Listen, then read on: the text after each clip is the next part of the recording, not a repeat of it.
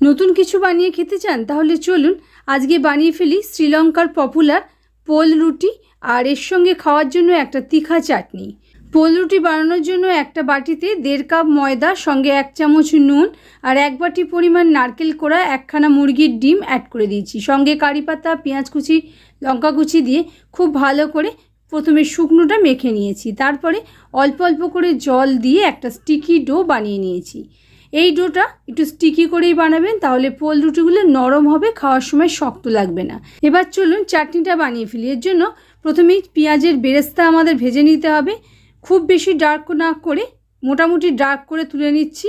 এবারে এর মধ্যে গোটা রসুনের কোয়া অ্যাড করে দিচ্ছি, সেটাকেও লালচে করে ভেজে তুলে নিচ্ছি।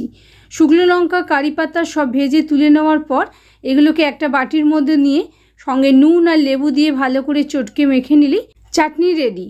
এটাকে শ্রীলঙ্কায় লুনু মিরিস বলে।